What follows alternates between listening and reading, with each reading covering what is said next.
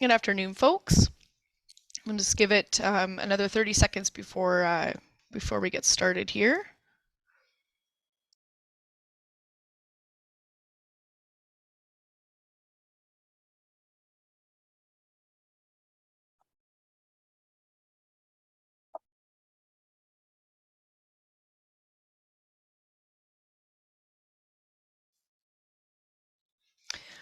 Okay, so we'll get started, and as other people join, I know it's a busy time for folks, so in the interest of time, I wanted to get started. My name is Amber Crawford, and I'm a Senior Policy Advisor with the Association of Municipalities of Ontario.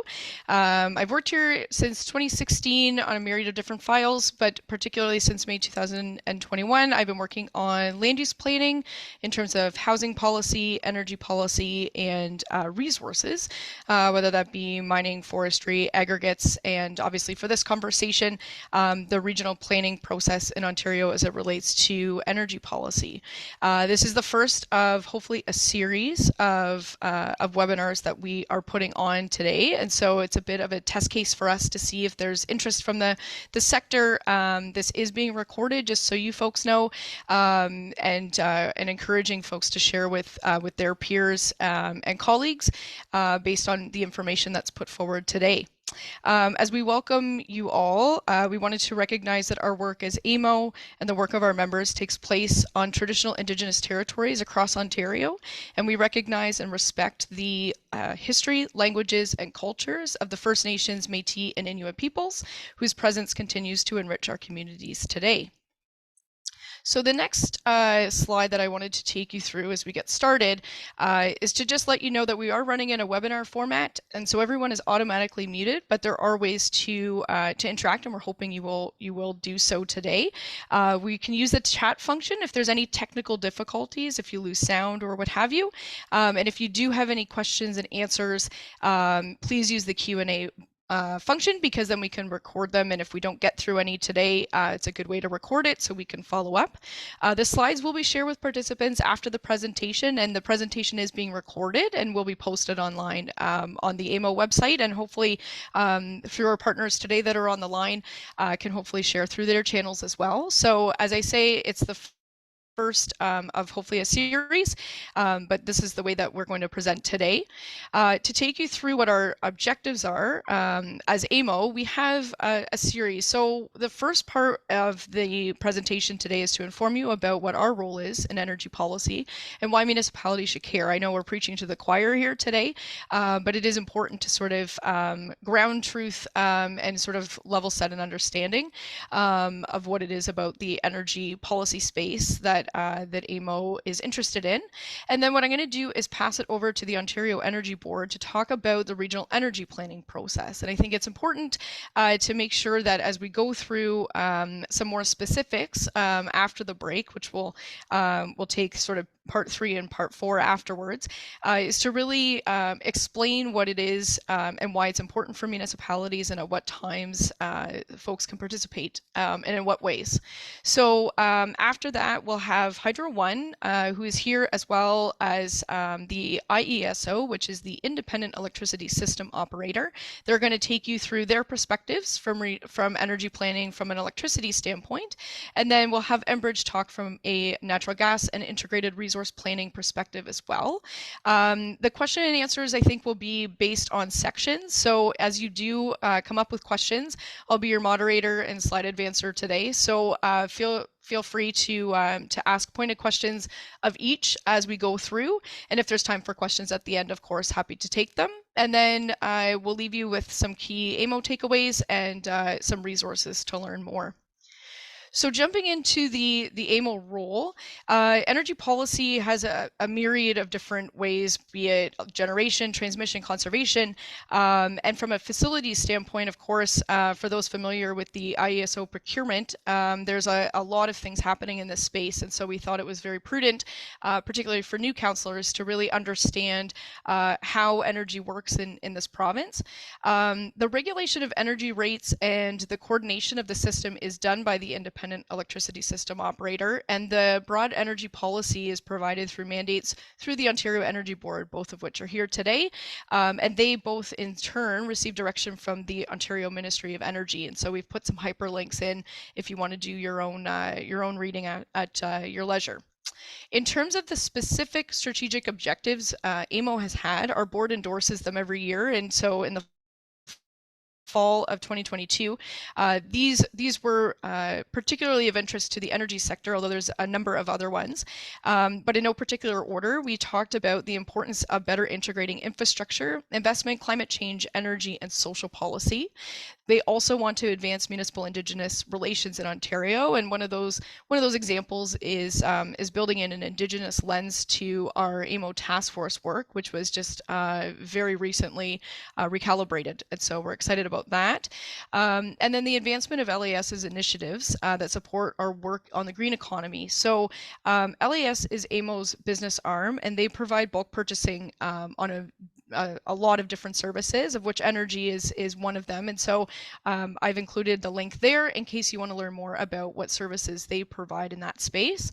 But particularly number one of our strategic objectives here is the reason why we're here today. I think it's really important to understand that with all of the changes going on across the province, whether it be the housing supply action plans and all of the things that sort of lead from that, we're going to need power and energy. And so that's why we thought not only the beginning of this sort of section, but particularly through more strategic looking two ways communicated processes. So three of those I've listed below are ones that AMO has put forward their names for and are now participating in.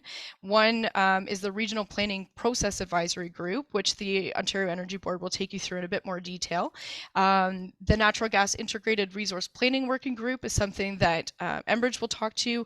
And then most recently, I would say from an AMO perspective, was the province, the Ministry of Energy has put together an electrification and energy transition panel. And just a couple weeks ago, AMO was joined with 7 or 8 different municipalities to meet with that panel to talk about the innovative ways that we're working on a local level to provide innovative solutions. So what advocacy roles we have, I've listed some of them, but particularly one of the things we can't miss is the fact that municipalities are shareholders in local distribution companies, and so having them remain solvent is obviously of critical importance. Pushing more incentives for energy conservation and the supporting of energy planning, whether that be through municipal or community energy plans that I know a lot of you folks have started putting together. Providing transparent electricity data to consumers for them to make better informed decisions, and supporting the expansion of those programs is something that AMO has been working on. And then wherever locally supported, municipally owned energy generation and distribution opportunities are something that we've certainly been encouraging members where it suits their local needs as well. And then finally, the increased municipal participation and representation in those energy planning processes, which we're going to dive into in a lot more detail soon. But this is the crux of it, is municipalities need to care because you're becoming increasingly involved in energy policy. You're also large consumers of energy for public facilities, municipal fleets, etc. Energy policies also impact large industrial consumers and ratepayers, who are both critical ratepayers in your community, as well as sources for increased economic development activity. I think from a resident's perspective, calling on municipal governments to take action on climate change is something that I know many of our members have been talking about and trying to achieve that need and find different local solutions and reduce energy consumption wherever feasible. And then finally, the important voice that you folks have in energy policy to make sure that environmental, economic, and social concerns are adequately considered. And in turn, AMO's role is to make sure that you folks are as informed as possible to make decisions that work well for your communities. So in that vein, there are a number of regional planning processes that we're going to introduce you to today. 3 in particular. You will see that different regions have different regional plannings. exercises. And so what I would ask you to do as you sort of go through these next few presentations is to recognize where you fit in each of these regions and really pay particular attention to when these meetings are coming up, because as I say, it will be a very important opportunity for two-way dialogue. So with that, I will just pause for a moment for questions if there is anything specific. But as I wait, if there are any questions, I do want to introduce Tracy Garner, who is from the Ontario Energy Board. I have said, and Tracy's sort of the first person of all of you folks that I will be able to in the chat say what is that acronym. So I highly encourage folks as well, if there are things that we sort of gloss over.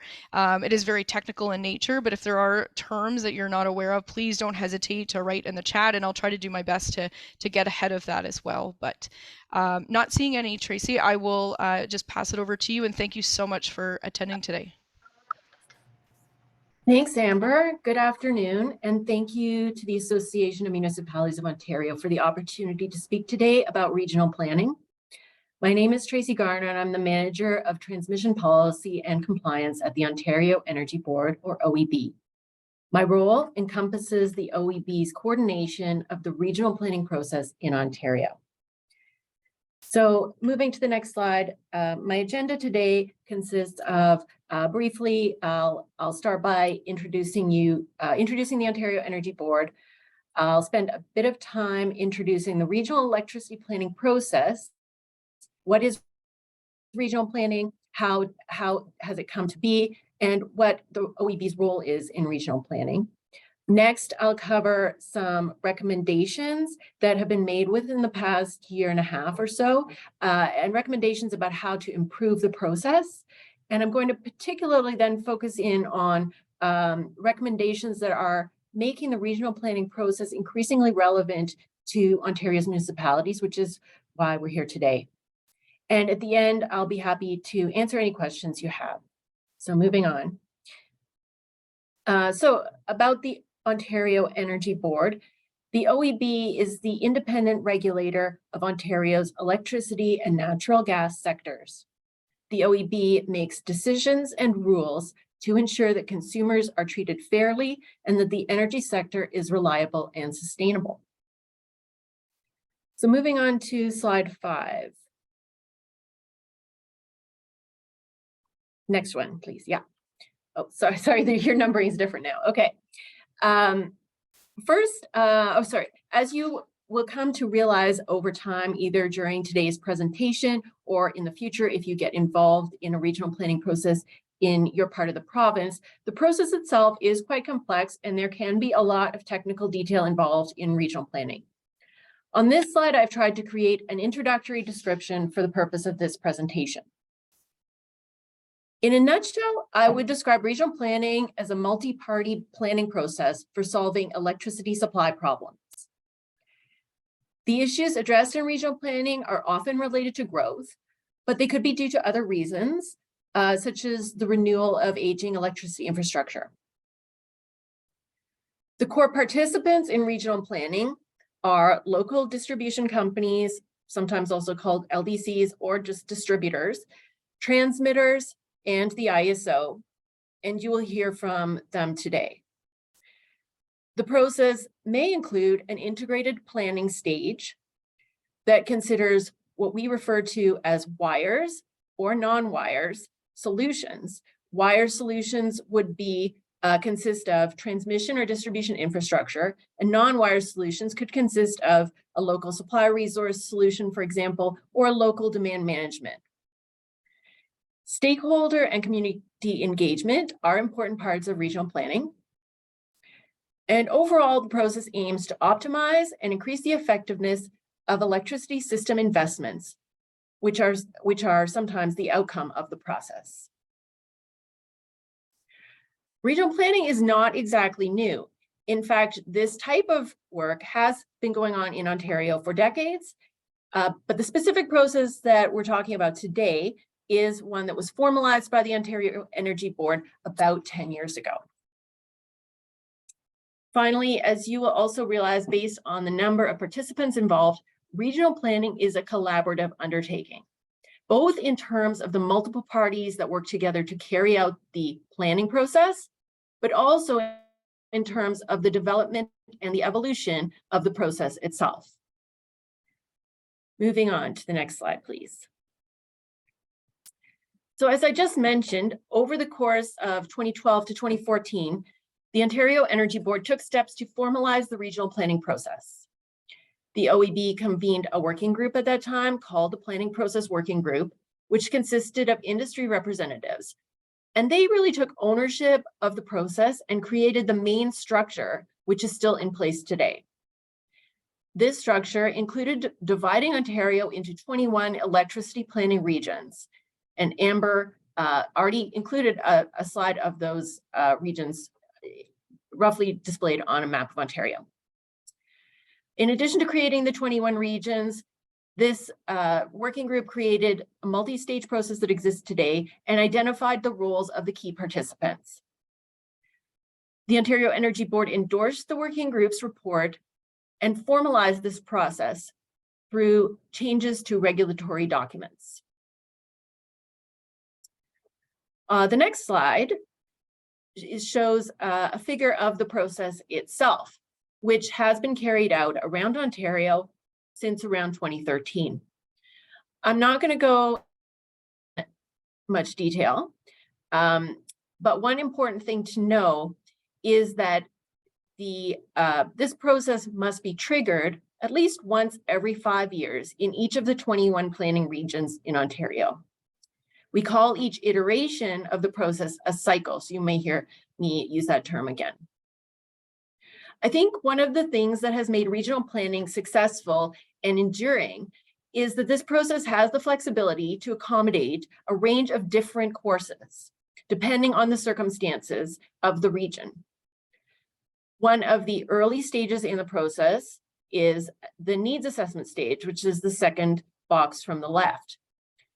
And after that stage, if it is apparent that there are no needs to address through planning, then the process is complete for that cycle. The process in a given region, the process would then be triggered again within the next 5 years. And if the needs assessment identified at that point in the next cycle that there was an issue that may benefit from integrated planning, then the process will unfold differently than it did in the first cycle. Next, I'm going to move on to the next slide. 2 slides, I think, forward. Yeah. So as I mentioned earlier, this formalized process has been carried out around Ontario since about 2013. And by 2017, the first cycle had been completed for all 21 electricity planning regions. And in fact, the process has continued on and it continues today. And many regions are now well into their 3rd cycle of regional planning. However, over the past few years, once some experience had been gained from executing the process across a range of circumstances around the province, a lot of effort has been put into reviewing the process to find improvements and to really make the process even more effective.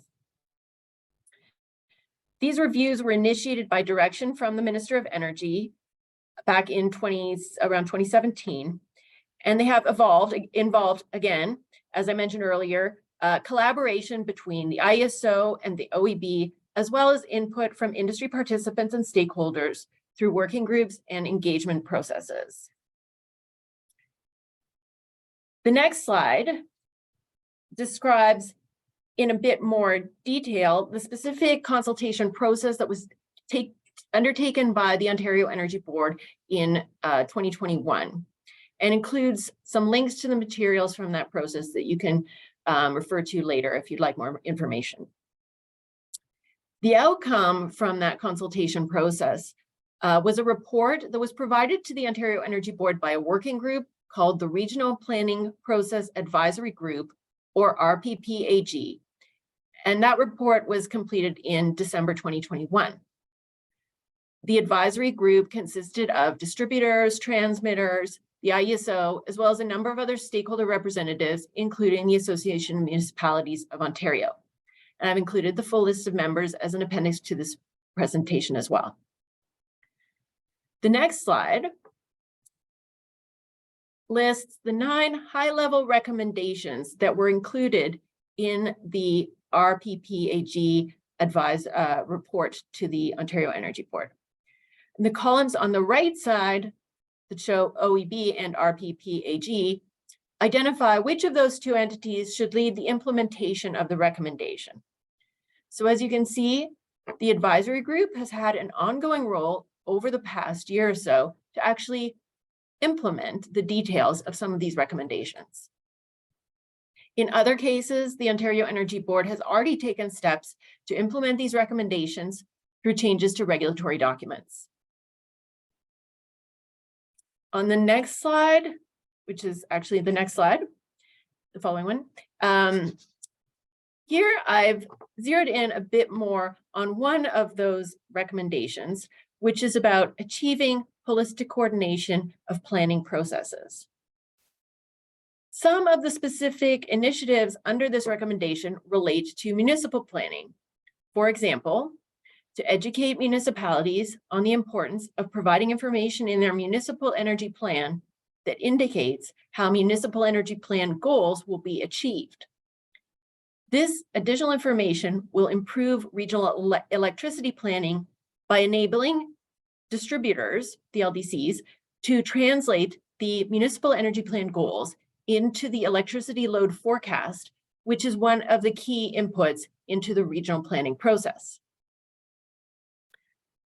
Also, a municipal information document has been created to provide municipalities with a list of the specific information LDCs need from municipalities in order to improve the electricity load forecasts. And a link to that municipal information document has also been provided here. This slide 14, or sorry, that was my previous number, notes that other aspects of holistic coordination pertain to natural gas planning, bulk electricity system planning, and electricity distribution planning. And those are involving additional entities like gas distributors, the IESO, and the LDCs. So finally, in conclusion, for the, how I would summarize why regional planning is important. Well, for the past 10 years, the formalized regional planning process has provided a forum for utilities and industry participants to work together to address electricity problems in an integrated and efficient manner. And this has resulted in optimized investments and increased involvement by stakeholders and communities in the regional electricity planning process. The recommendations that are being implemented will build linkages between regional electricity planning and other types of planning, including municipal planning, improve planning inputs, such as electricity load forecasts, and ultimately will help us to continue to drive value from this established process. And that concludes my presentation. I am happy to answer questions. Amber, you're muted, I think. I am muted. Here we go. Thank you very much. That was very helpful. And I know it's a tough feat in terms of explain it from 0 to 100. So I certainly appreciate it.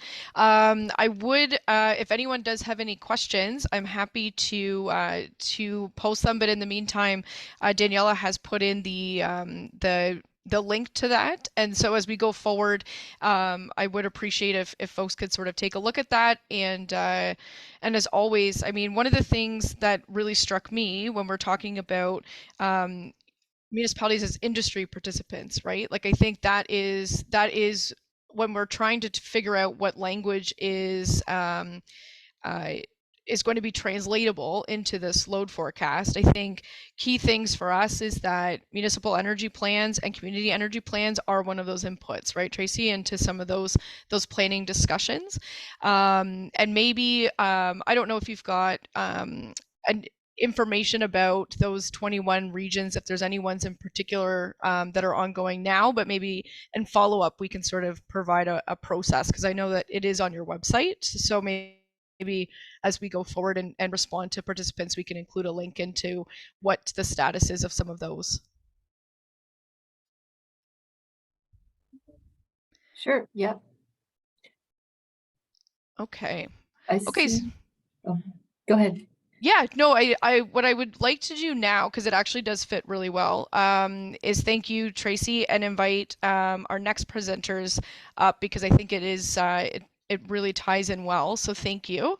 This is the appendix to the RPPAG membership, as Tracy alluded to, and now I'd like to introduce you to some folks from the IESO and Hydro One to provide their presentation.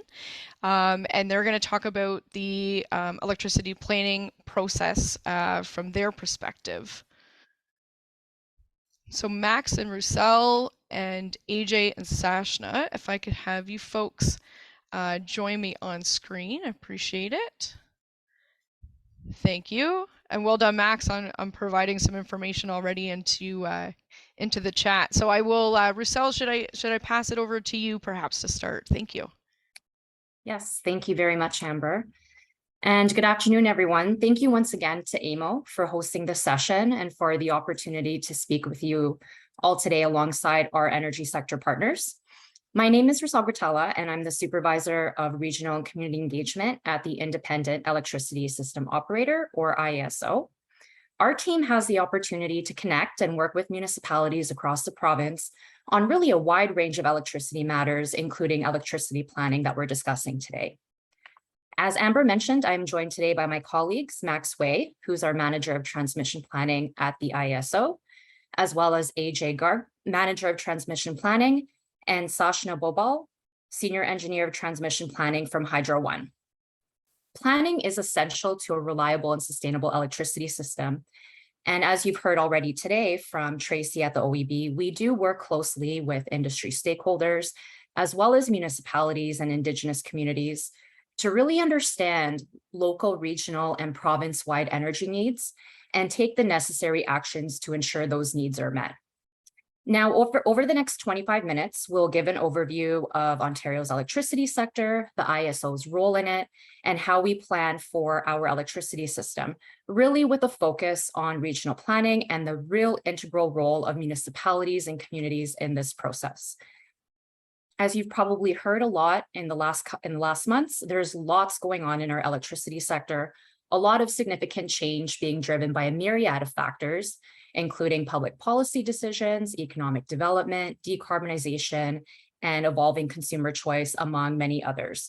And municipalities like yourselves truly are at the forefront of a lot of this change. So this slide here just gives a snapshot of Ontario's electricity sector. And as everybody here knows, electricity is absolutely fundamental to Ontario's economic and social well-being. The IESO really works at the heart of Ontario's power system, ensuring that there is enough power to keep the lights on today and into the future. And of course, this requires close coordination between many moving parts and many players that make up our electricity sector.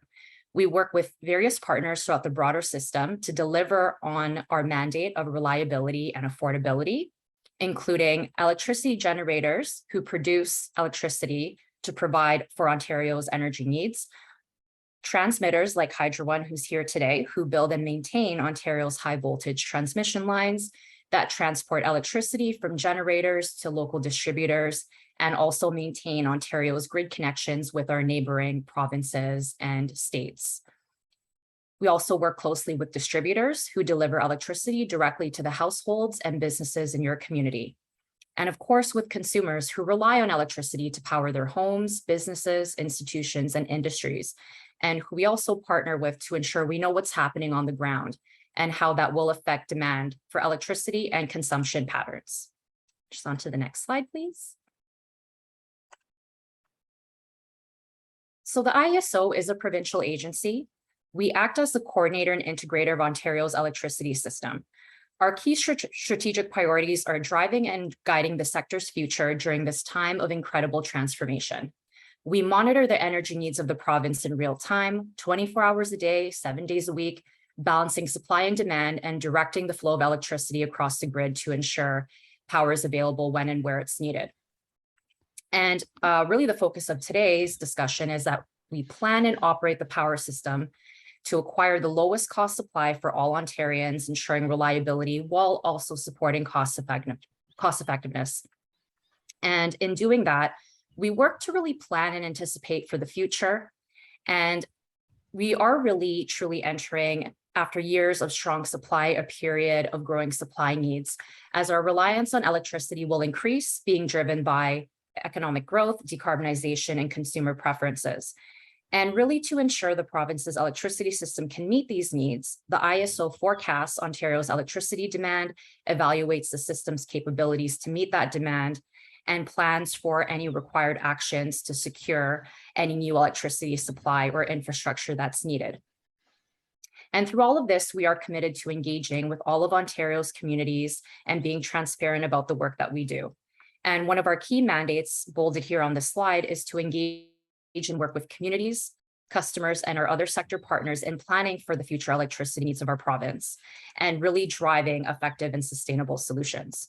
So with that, I'd like to turn it over to my colleague Max to discuss how input from municipalities feeds into the electricity sector initiatives and how we undertake planning in Ontario. Thanks, Roselle. Can I get the next slide here? Perfect. Thank you. So thank you everyone for taking the time. I know electricity system planning can often fly under the radar. Our planning processes can appear very complex, and the system is not necessarily very intuitive either. So I certainly understand that it can be a daunting task to dive into. Better coordination between municipal and electricity system planning is very important, and perhaps never more so than today, with pressing issues like electrification, like net zero and climate change action plans, and enabling economic development, which are all inherently very tied to the timely provision of a reliable supply of electricity. We've seen major developments across Southern Ontario with these large industrial developments that are coming in with electricity demand that's frankly on the scale of small cities on their own. So that's certainly very front and center for us, as well as tracking all the trends around what our demand outlook might be in the future as we get more penetration in electric vehicles, home heating, etc. And where these plans are really integral into meeting the emerging needs over the next, say, 20 years over our planning horizon. The electricity system is also changing. Whereas in the past, electricity generally flows from generation to the transmission system, to the distribution system, to your homes and businesses. Today, there's a much bigger role for customers to actively participate in their power system, whether that's through things like distributed energy resources or conservation demand management. It can result in more optimal outcomes for the electricity system and how that power is provided, and also savings and opportunities for the end customers, yourselves as the municipality, as well as your constituents in the areas that you serve. Can we move to the next slide? Tracy from the OEB a couple minutes ago provided an overview of how regional planning works at a high level, including the steps like the needs assessment, scoping assessment, integrated regional resource plan, and the regional infrastructure plan. I just want to take a step back here and situate this regional planning process within the broader context of how electricity system planning in general is conducted in Ontario. Electricity planning, it can be generally divided into these three buckets. On one hand, on the left, we have bulk system planning that the IESO carries out. These are focused more on the macroscopic needs across the province. Are we adequate in terms of the generation resources that we have? How are the flows across the province being coordinated between the large electrical zones, as well as coordination with our neighboring jurisdictions, both in Canada and the US? On the right-hand side of the spectrum, we have the distribution network planning, which occurs at a very local level and examines that last mile on how that electricity is being delivered into individual homes and businesses. And these are the poles and wires that you see along the street in your communities.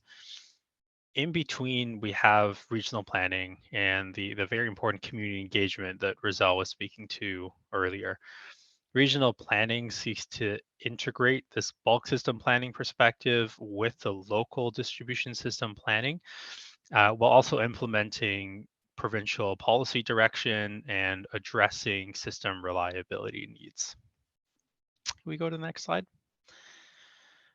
I think Tracy also mentioned that there's 21 planning regions in Ontario. I put a link in the chat a couple minutes ago pointing you to the IESO's regional planning website. And the first thing you'll find there is a dashboard that we update periodically, and it'll provide a very good overview at glance on the status of regional planning in each of these 21 planning regions, as well as any ongoing or active engagements. So I won't go through the list today, but feel free to go there and have a look, see when regional planning will be starting in your region. I won't get into the details today, but in a nutshell, regional planning includes creating a 20-year demand forecast, carrying out technical assessments to determine what needs will emerge, conducting options analysis to recommend a set of enhancements and investments to support your community's growth. And that first step, that putting together the demand forecast, is something that my colleagues at Hydro One will speak to in just a moment. And as you can imagine, this forecast underpins what needs we identify, as well as what system enhancements or reinforcements that are needed in the future. And because these enhancements can take a very long lead time, as you can imagine with any large infrastructure projects, it's critical that we have all the right information at hand, or the best available information at hand, whenever we start a regional plan, so that we can plot out that next 20 years, looking forward at what we might need, what options we should explore today, what scenarios beyond our default reference level we should be incorporating into our planning products. And that's very much informed by input from municipalities, which forms a critical part of our engagement. So with that, I'll hand it over to my colleagues at Hydro One to talk about the inputs into the demand forecast.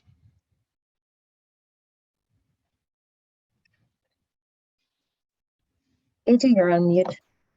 Yes, okay. So good afternoon, everybody. And it's my pleasure to make this presentation on behalf of Hydro One and ISO and OEB. I'm senior manager. Vogel is with me. She's a senior planner. She is going to make the presentation today. Before I hand it over to Sachna, just a few comments I have for our partners in municipalities and also for LDCs.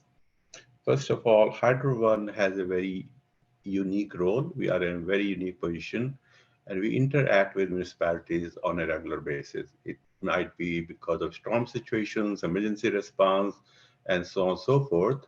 So that's one part of interaction is our field crews will interact with you whenever there is some emergency situations. The second part, very important, where Hydro One interacts with you is and we need to differentiate between regional planning and project planning. The regional planning is a very high level plan where a solution is identified for the problem or the need that is there.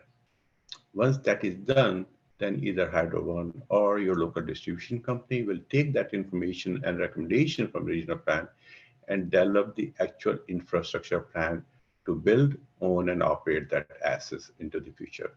And this is where Max was saying, once that decision is made in regional plan,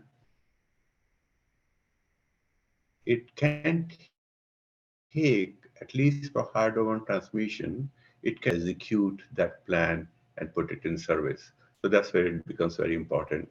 Lastly, I just want to touch base that we have been taking information, and when I say we, means both Hydro One and ISO and your LDC partners, have been taking municipal information into our load forecast. So it's not very new. Now we are formalizing the process because in recent years, what we are seeing, the need for electrification, the need for electric vehicles, and the municipal needs are changing. So we need a better information. And sometimes when we encounter municipal plans or municipal electricity load forecasts. So I want to thank Amber on the RPPAG group representing municipalities to develop a document that will help you. And we are really hopeful that will help municipalities to provide the information in some consistent manner so that we can take that information. So with that, and last but not least, I know there's a lot of information that we are going to talk about with you today, but this is just the first 101 lesson. As we move forward, the regional plan that are triggered in 23 or 24, we are going to reach out to those municipalities one-on-one to get their information and help you understand what information is required and how you can manage it on your side. So be patient. I think it will be a slow learning curve for some, but I think we are here to work together with all of you. With that, I'll turn it to Sachna. Okay, thanks AJ for that. Good afternoon, everyone. I'd also like to thank again AMO for setting this up. We're excited to bring more awareness to municipalities about Hydro One's role, our regional planning process, and the role that municipalities play as part of that process. My name is Sachna Mobile. I work, as AJ mentioned, in Transmission System Planning Department at Hydro One. So I'll start today with just some basic information about Hydro One. Hydro One is Ontario's largest electricity transmission and distribution provider. As a transmitter, we transmit electricity on high voltage lines from nuclear, hydroelectric, natural gas, wind, and solar sources to local distribution companies and industrial customers across Ontario. Hydro One's system accounts for about 98% of Ontario's transmission capacity, with approximately 30,000 circuit kilometers of high voltage transmission lines. We are a transmitter for 20 of the 21 regions in Ontario. And as required by the Ontario Energy Board, Hydro One does initiate the regional planning process by identifying the needs in the region. Hydro One leads this first phase called the needs assessment phase that Tracy spoke about earlier, and also the last phase of the process with the participation of our partners, the IESO, local distribution companies, and input from stakeholders, including municipalities. In terms of distribution, we have the largest distribution system in Ontario. We serve approximately 1.5 million customers, many of which are in rural areas. Hydro One Distribution does participate as a local distribution company in the regional planning process. So today, we've heard about the regional planning process at a high level, and I want to just speak and highlight on some focused information required for municipalities for electricity planning. Amber, next slide, please. Thank you.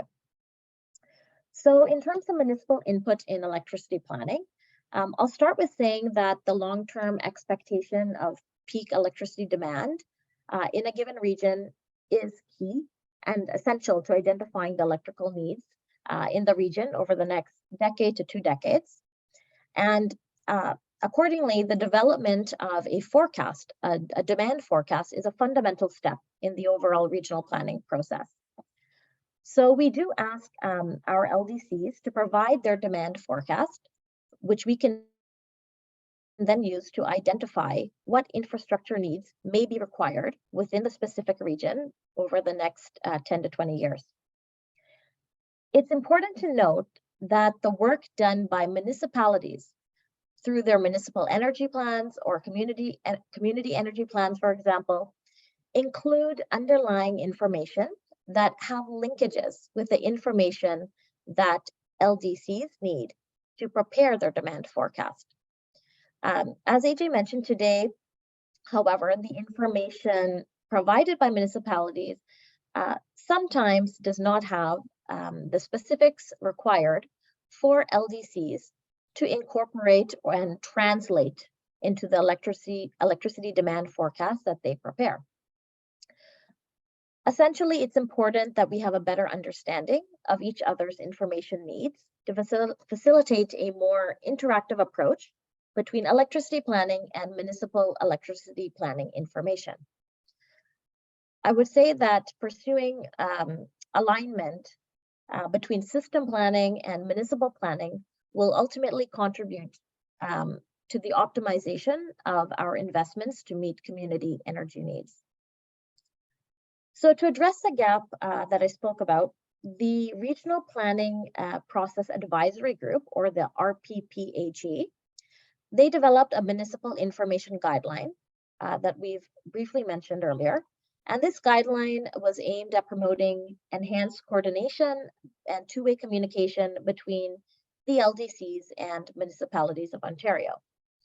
The guideline was recently developed just back in December 2022, and it had input from AMO, Hydro One, ISO, some large and small LDCs, as well as a few other stakeholders. The guideline essentially gives an overview of what I've just mentioned, but most importantly, it highlights the key municipal MEP and CEP outputs that we're looking for from these plans, which LDCs can use to translate into the development of their load forecast. Again, I kind of just want to emphasize that this information is important when developing load forecasts because it ultimately underpins the electricity planning process because it helps us identify the needs in the specific region. So for example, growth needs that are coming up in your community. To be clear, sorry, just back up one slide, Amber. I just also want to be clear, I don't want to confuse anyone. We're not suggesting that a municipality conduct its own load forecast. Rather, that it should just, the plans, municipal energy plans, community energy plans, should provide the assumptions behind how your council's visions and commitments can be achieved. Next slide, please. So moving on, how do we go about this information exchange? Essentially, we are asking LDCs and municipalities to further engage. As AJ mentioned, we are already doing this today, and we're looking for further communication and engagement and coordination through iterative discussions between LDCs and municipalities. Now, the timing of this would be well in advance of Hydro One kicking off the regional planning process for a specific region.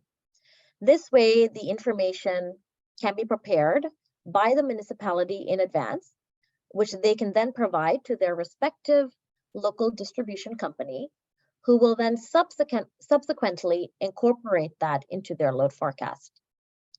Once Hydro One kicks off the regional planning process, the LDC will then submit that forecast with the municipal input to Hydro One, and then we will use that to conduct our technical studies and assessments to identify needs, develop options for addressing the needs, and ultimately recommending a plan to address the need.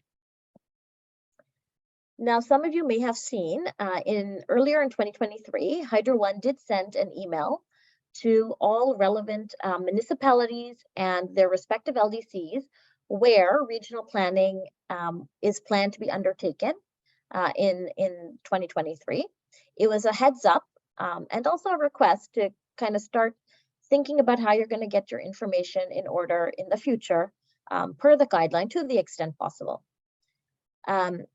As AJ and I think Tracy mentioned as well, regional planning timelines are relatively short and also mandatory. So that's why it's critical that municipalities and LDCs communicate well in advance, well in advance of regional planning being kicked off, share the information so that it will be ready by the time we're kicking off regional planning. So all that to say, I want to note that this is not a mandatory requirement for municipalities. However, it will obviously enhance your input into the electricity planning process and help LDCs better capture your needs for the future within your local communities. Further, again, AJ mentioned this as well, I just want to kind of say that we don't want to panic anyone. We understand the evolution of MEP and CEP information will be a gradual process, and we hope to see the full transition over the next few years. Finally, on the right side of the slide, you will see a table with just our 2023 and 2024 regional planning schedule. So there are 6 regions here that will be kicked off in the next, this year and next year. Next slide, Amber.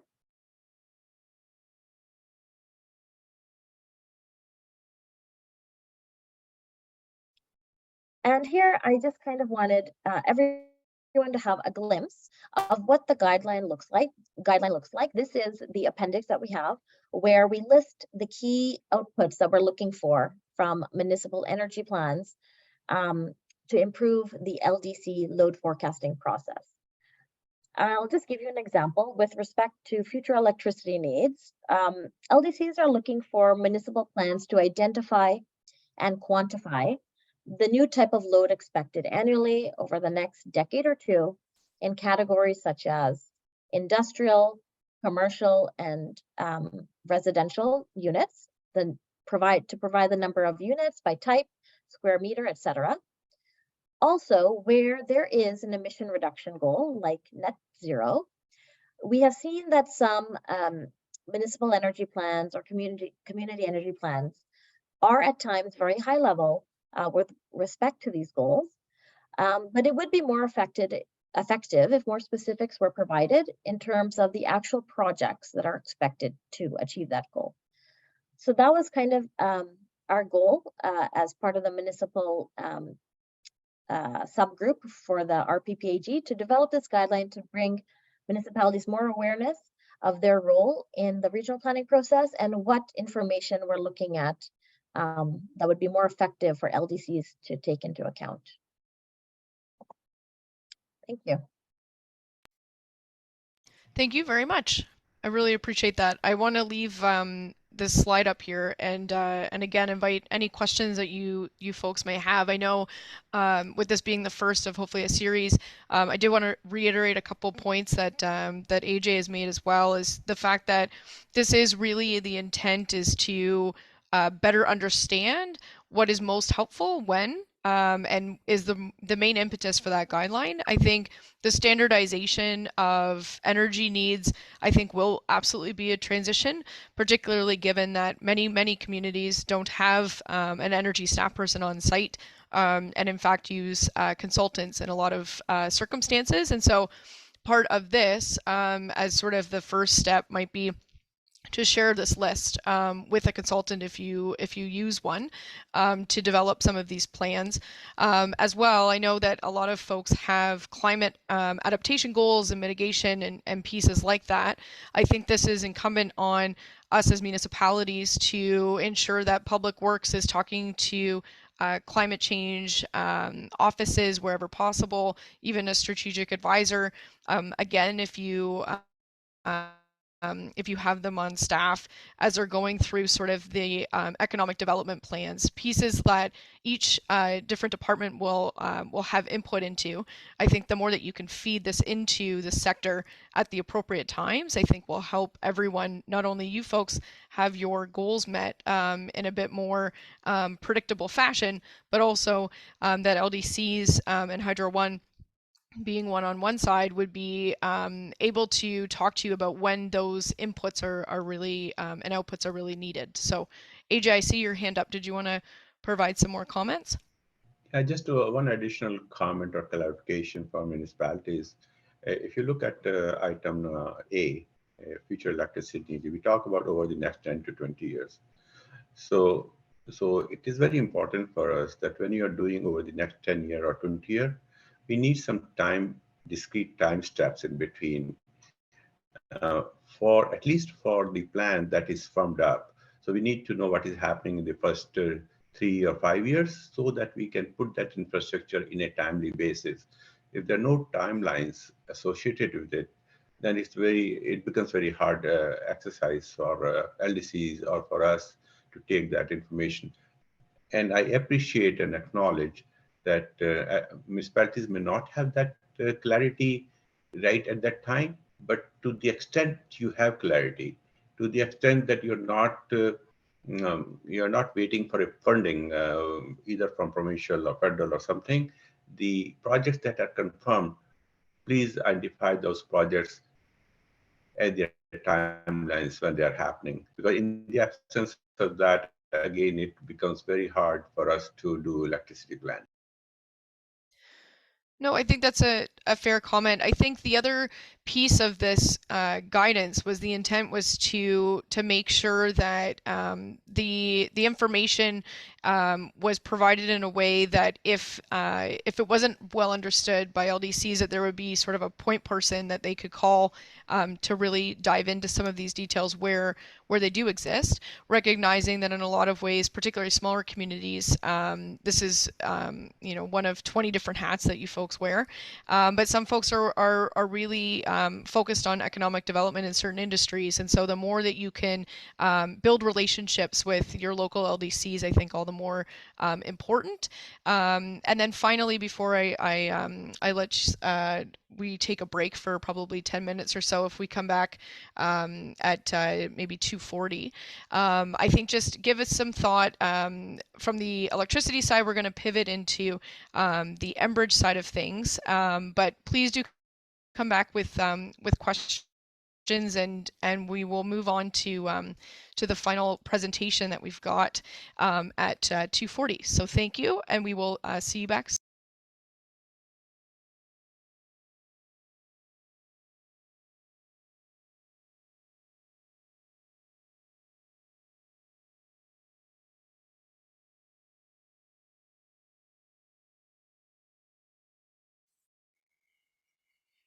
Okay, folks, I'm just going to get started shortly. We have the third presentation to take you through, and I'm quite excited about learning from the Enbridge side of things. So we have Carolyn Wade here that's going to take you through this presentation. And again, if there's other questions as they arise, I'm happy to take them after this conversation. And if there's other ones that have come up through the break that you want to share either directly to me, also happy to take them, and then we can dive into some next steps. But without further ado, Kara, I will pass it over to you. Thank you for coming today. Perfect. Thank you so much, Amber. Good afternoon, everyone. My name is Carolyn Wade, and I lead the Energy Transition Planning team at Enbridge Gas Distribution. And I'm very pleased to be here today to share how Enbridge Gas completes our regional planning for our natural gas system. Next slide, please. Before we dive into the details, I'd like to share just a few highlights about Enbridge Gas. Enbridge Gas Inc., based in Ontario, is the largest gas utility in North America. We're the largest in terms of the volume of gas delivered, and we are the third largest in terms of number of customers. Enbridge Gas is a vertically integrated company, meaning that we are the system operator, the local transmitter, and the local distribution company. So if you compare us to the electricity sector, we are like the IESO, Hydro One, and the local distribution company together. We safely and reliably deliver energy to our 3.9 million customers, each of which depend on us to warm their homes, power their vehicles, and help produce and move the goods we use every day. Our 150,000 kilometers of underground infrastructure serves 670 communities within 313 municipalities and more than 20 Indigenous communities. We have approximately 3,880 employees across the province, and we have contributed over 4.7 million to community and charitable organizations across Ontario. Enbridge Gas is owned by Enbridge Inc. and is proud to be a Canadian-based leader in energy transportation and distribution. Next slide, please. So I'll now get into how Enbridge Gas plans our system for these massive energy demands. When planning to meet the energy demands of our customers, Enbridge Gas evaluates the forecasted demand across the province and determines what is needed to meet those needs. A big piece of understanding the current and future energy demands of our system is also understanding the many aspects related to the energy transition that is happening in the province. I'll speak more on how we are evaluating energy transition and its impact on our system planning processes in just a few slides. As part of our system planning process, Enbridge Gas also utilizes a process called Integrated Resource Planning, or IRP. As part of Enbridge Gas's Integrated Resource Planning, or IRP, We evaluate system needs to determine if a non-pipe alternative, for example, a geo-targeted energy efficiency program to reduce demand in an area enough that we don't need to build the infrastructure, can be implemented. This process is used for both growth projects and replacement or integrity related projects. And I will speak to that in a bit more as well, and how that process is being integrated into our planning process. But first, let's begin with how Enbridge Gas creates a demand forecast for our system, because just as noted, this is a critical piece of our planning process. To understand what we need to build means to understand what the energy demands are of our customers, what they are today, and what they will be. To create our demand forecast, including number of customers, average annual use, and how much energy will be needed on our peak hour or peak day, or the coldest hour of the coldest day, we leverage multiple sources of information and data, including, just to name a few, economic forecasts, climate policies, input from Enbridge Gas regional offices and districts who work with a number of local stakeholders within the area or region, municipalities, including looking at municipal and community energy plans, builders and developers, and our sales team work very closely with our larger customers to understand their current and future needs. Models are then run with this information, and projects to address growth are identified. Annually, we verify these models and we run them to ensure that the model is reliable in estimating demand on the system. We also identify on an ongoing basis what replacement or integrity related projects we need. These are identified through Enbridge Gas's robust integrity management process. The results of the future forecast are documented, and the projects are included within our asset management plan. And our asset management plan on the gas side identifies projects that will be needed for the next 10 years. Next slide, please. So before we dive into just back one. Thanks, Amber. So before we dive into the details of how specifically energy transition is being factored into the demand forecast, we just wanted to explore and give a bit of information background how Enbridge Gas has and can continue to play a role in energy transition in Ontario, as this sets the stage for how it's being incorporated into our planning. Enbridge Gas aims to be a sustainable energy provider of choice, and we are adapting our business model to accelerate the transition to a net zero emissions future in Ontario. We are focusing our efforts really in three key areas: using less natural gas through conservation programs, and those are conservation programs for residential, business, and industrial customers; transitioning away from natural gas to renewable gases, such as renewable natural gas, RNG, and hydrogen; and advancing clean technologies for transportation, building heat, and industrial processes. And these examples are hybrid heating, geothermal, and carbon capture. Next slide, please. So today, natural gas is a critical component of Ontario's current energy supply. Approximately 75% of Ontario's homes rely on natural gas for home and hot water heating. Overall, 30% of Ontario's energy, almost double that of electricity, is served by natural gas. That means that natural gas serves almost twice the energy needs of Ontario than electricity. Within the next 20 years, as forecasted by the International Energy Agency, energy demand is set to increase by 25%. At the same time, residents of Ontario are concerned about reducing carbon emissions. Under the Paris Agreement, Canada committed to a target to reduce greenhouse gas emissions by 30% below 2005 levels by 2030. And in April of 2021, Trudeau increased Canada's 2030 emissions reduction target to 40 to 45% 2005 levels. So there is a challenge that Ontario is facing. The 30% of energy being provided by natural gas via Enbridge's distribution system also means that approximately 30% of Ontario's emissions is being driven by this energy use. Understanding how we're going to overcome this challenge, obviously, is a key consideration and input into Enbridge's demand forecast for our system and into our system planning. Some suggest that the best way to address climate change and reduce emissions is to electrify everything. And while this sounds simple, in our view, Enbridge Gas solely on electrification overlooks the opportunity to coordinate gas and electric system planning to find the optimal solution. Optimal meaning the one that's most cost-effective, reliable, resilient, and one that maintains business competitiveness within the province. Next slide, please. So how do we do this? How do we coordinate system planning so that we can optimize our system investments to leverage the infrastructure that is in place and not to overbuild? And how do we do this quickly as we recognize that energy transition is unfolding in Ontario and that there are aggressive emission reduction goals set by our government? As part of these aggressive emission reduction goals, Enbridge also recognizes that as part of coordinated planning, that our natural gas system and the product that we deliver will need to change to support these emissions reduction targets.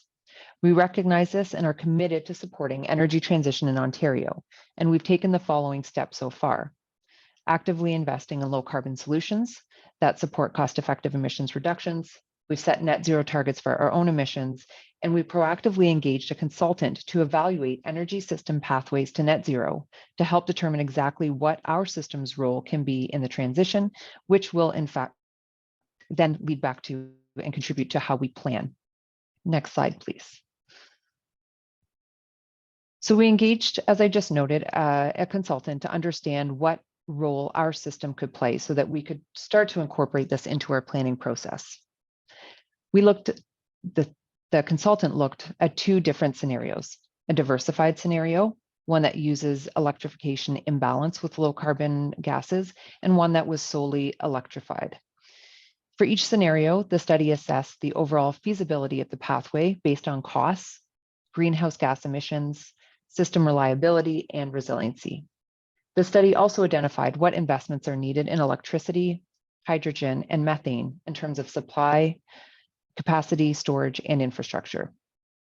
The study included sensitivity analysis that looked at various changes in assumptions. Sorry, Amber, almost done. And the next few slides, I'm going to dive into details of that. Next slide, thank you. So it found that a diversified pathway is a practical approach to reach net zero emissions, with several key benefits being affordability, reliability, resiliency, and ensuring consumer choice and competitiveness. Next slide, please. Regardless of the pathway, though, the province takes, regardless of which pathway the province takes, though, to achieve net zero, there are some actions that Enbridge Gas believes are safe bets. These actions are considered safe bets because they can deliver near-term emissions, they support either pathway that unfolds in our province, and or they maintain optionality as we work through as a province which will be the pathway or which one will come to fruition. Some safe bet actions include continuing focus on delivering energy efficiency programs with a focus on maintaining alignment with federal, provincial, and municipal programs to ensure the costs and impacts are minimized. Optimizing and integrating gas and electric planning, like I've just noted, and this could be through our system planning and also planning for how to physically integrate within buildings. So example, through integrated electricity and gas heating technologies like hybrid heating, investing in greening the gas supply through low carbon gases, and investing in carbon capture. Next slide, please. So understanding that Ontario's energy transition pathway is currently being defined by federal, provincial, and municipal policies, and understanding what these evolving policies mean for electricity or natural gas and low and zero carbon gas demand is critical. It's critical to our planning. Enbridge Gas is working hard to understand, consider, and include these energy transition related factors or assumptions into our demand forecast for our system. And we're doing this in a way that ensures that we also continue to maintain our safe, reliable, and resilient system as we move through the transition. So energy transition is considered in all aspects of our demand forecast, including our customer additions, average customer use, and customer volume. And again, as I noted earlier, how much energy our customers use on those cold peak winter days and hours, because these cold winter peak days and hours are critical to how we design our system and the capacity that we need.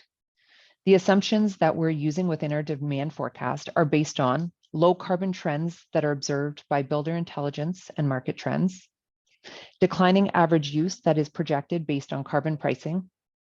Our sales team, as I noted earlier, working closely with our customers to understand what their climate plans are, and what that means for their current and future energy needs, municipal and community energy plans as possible, and stakeholder engagement, including engagement with Indigenous communities. The insight that we gain from each of our regions, based on the engagement with those that I've just noted, are critical to better understanding the local initiatives and policies that may affect natural gas demand. This is then incorporated into our demand forecasting process and allows us to plan for the future more prudently. In many instances, municipal and community energy plans are not yet prescriptive enough, as we've heard in some of the other presentations today, for Enbridge Gas to factor in the climate actions and/or targets. That's similar to what Hydro One mentioned in their presentation, and Enbridge requires this more quantitative information in terms of energy capacity requirements or reductions, location of the energy demand changes, timelines of those changes, in order to incorporate it within our planning. Similar to the electricity planning side and what was spoken about today, Enbridge Gas is developing a municipal information data sheet to better understand, engage, and work with and capture municipal information and translate this into the inputs that we need within our demand forecast. With the best available information in hand, including customer additions and information about our customer base, it is factored into our future 10-year infrastructure forecast, and any required growth and integrity projects are identified in our asset management plan. This demand forecast and asset management planning process is a continuous process, resulting in a new asset management plan or an addendum to this plan each year. And this is where integrated resource planning comes into play on the gas side. Next slide. Actually, we can probably skip through to the next one as well. Thank you. So as previously noted, integrated resource planning is the review by which non-pipe alternatives for projects are considered, and it allows for non-traditional infrastructure alternatives to be evaluated. And these alternatives are considered in tandem with our key planning guidelines, which are safety, cost effectiveness, and the ability for the alternative solutions to meet customer demands safely and reliably. Next slide, please. So before I talk about the assessment process, I just wanted to talk about the non-pipe alternatives so we're clear what they could include, and that these can include both demand side and supply side alternatives. So from a demand side perspective, when we talk about Enbridge Gas looking at alternatives to our traditional infrastructure, from a demand side perspective, we're talking about looking at, from a geo-targeted perspective, lowering energy use through energy efficiency programs and or demand response programs.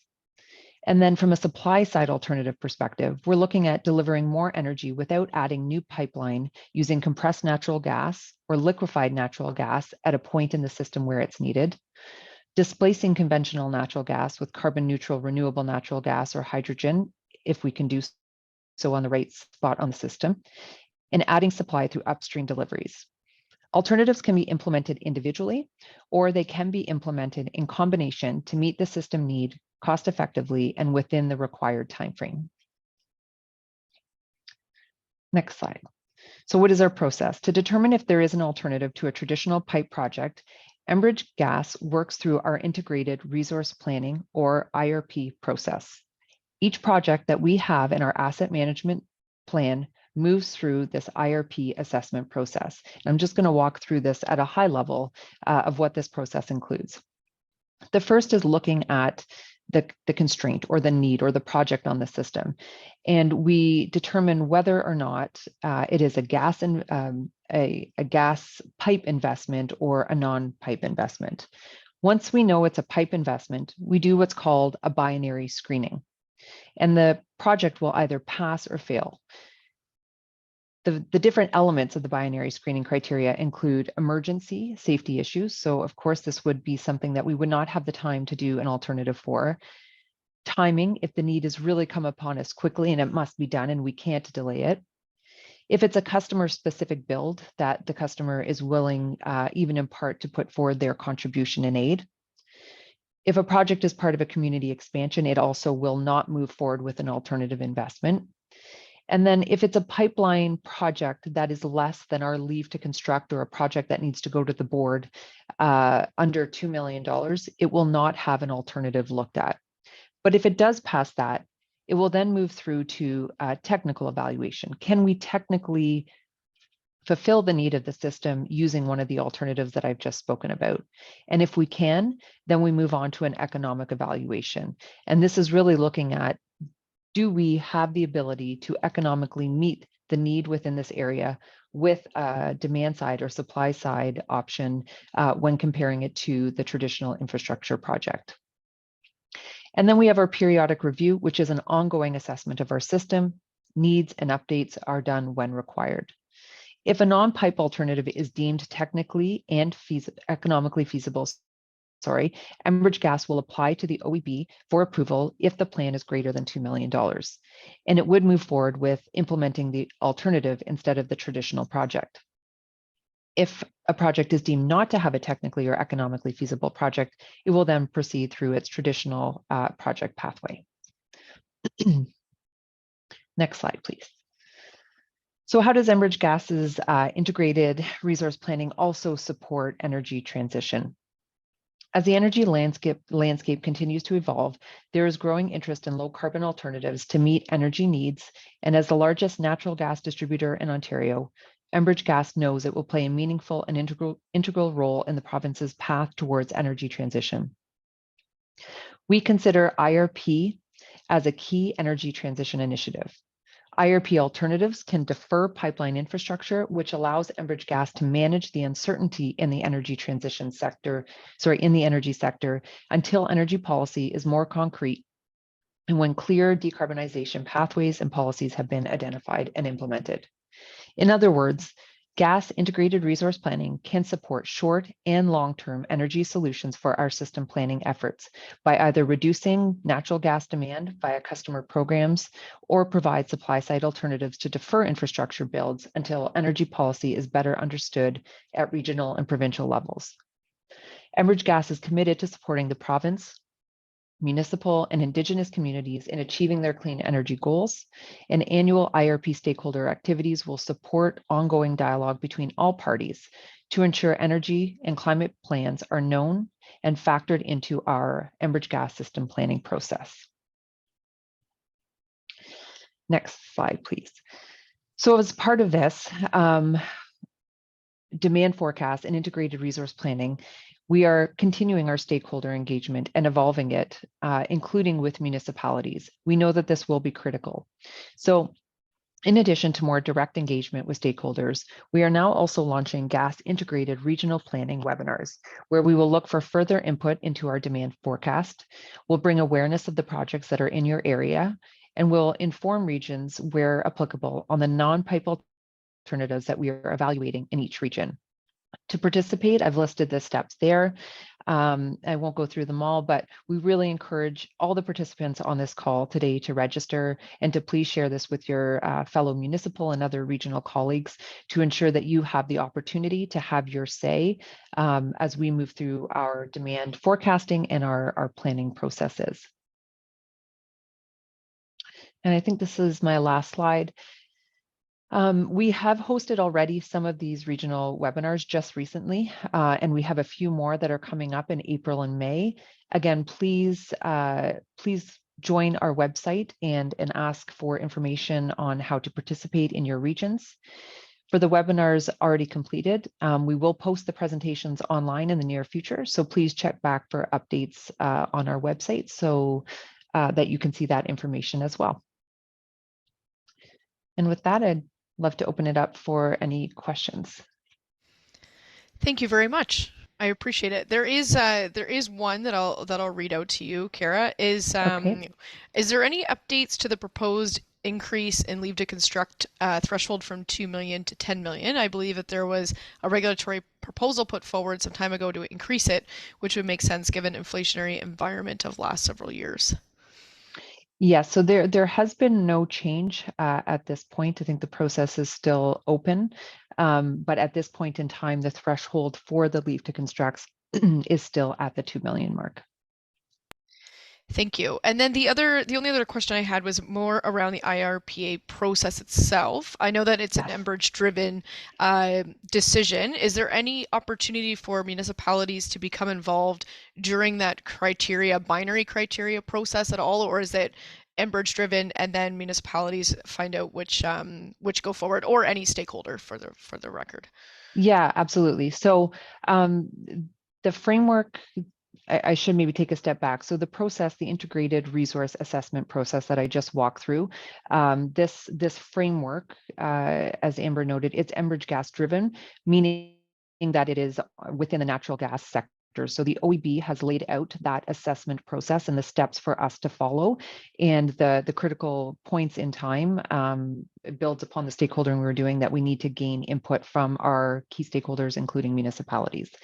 The binary screening, as it kind of denotes, is very binary. It's black and white. And so the criteria that has been prescribed by the board is really to help efficiency of the regulatory process and to prioritize and focus in on those projects that really do truly have an alternative opportunity. And so the binary process, it is probably one of those pieces we will speak to within the regional engagements that we do, but really it is a formula that we're following from the board. And so I think it really presents us then with the projects where we really want to have that deep engagement on. Thank you for clarifying that. I appreciate that. Yeah. Okay. There does not seem to be more in the chat, but what I wanted to do before I stop sharing the screen was to sort of take you through some key takeaways. So thank you, Kara, for that. And to all of the presenters today, I appreciate it. You are just as busy as the folks on the line, but I just, you know, these are some real you know, at the end of some of these webinars, some folks are like, okay, what do I do now, right? And so first and foremost, I wanted you to know that having your say in these proceedings through their respective processes are very important. I know there's a lot of nuance and things like that, but I think what we were attempting to do today was to connect you with the real folks on the ground that will be reaching out to you. I know Sashna's email went out to those targeted folks, and I've tried to coordinate as much as possible and continue to be helpful to other companies as they go through their own respective processes. So always happy to coordinate with the folks on the phone today. But I also want you to know that the adequately considered concerns are something that I'm really cognizant of. I think a lot of energy planning right now deals with things either from one angle or another, and I think what you're seeing, particularly in the land use planning changes, sorry, I think someone's not on mute, but is really important to sort of coordinate wherever possible and to do that early, so that you aren't missing opportunities in one facet or another. The other thing is to make connections with the folks that have presented to you. I know that a lot of them are here at different conferences, and that's all very, it's always very helpful and appreciated, but I think the in-between times are really important. They are more than happy to take your calls if there are things as you're coming up that you're unclear about. I've left my name and Daniela's as well at the bottom. If there's any AMO specific questions that we can help direct you based on what status your own municipality is in. There's obviously going to be a wide spectrum of knowledge in this space, from the very, very tiny to the expertise, whether or not you folks before joining office, or even still if you're a part-time counselor, there's going to be a real breadth and depth of knowledge that folks have, and so happy to bring you up to speed at whatever pace you are, or your councils generally. We also want you to look at that municipal information document. It is on the electricity sector, but as Kara had mentioned, work is ongoing to do one for the natural gas sector as well, which I think is really important. And then obviously just an appreciation and hope that you can share this presentation with your colleagues and stay connected, because there's obviously lots of things going on in this space. So with that, I'm just going to stop sharing my screen and see if there are any additional questions that folks have for any of the presenters today.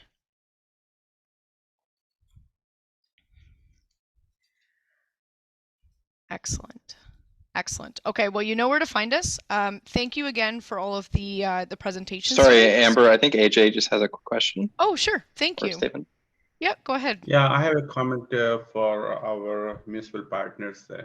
I know, Amber, you are doing a fantastic job, first of all, on their behalf. But I think in one of your last slides, you mentioned about connections. I will really request our municipal partners to really connect with your local distribution companies. We are, when Sachna sends out an email, your local distribution companies are also copied on it. I think in the long term or mid to long term, it is important that municipalities and we are communicating the same message to LDCs that both of you need to connect and work together. I think we are there, ISO and Hydro One, we are there to help answer any questions that you may have. But and we will continue to have that relationship. But it's really important that you also build that relationship with your local distribution company because they are in your footprint. They will better understand your need, and you will also better understand their challenge or issues or input that they need. So my request is also that reach out to those LDCs that are in your area. Thank you. And if there's any other presenters that want to add either what you would like to see from municipalities or reiterate anything, please feel free to jump in.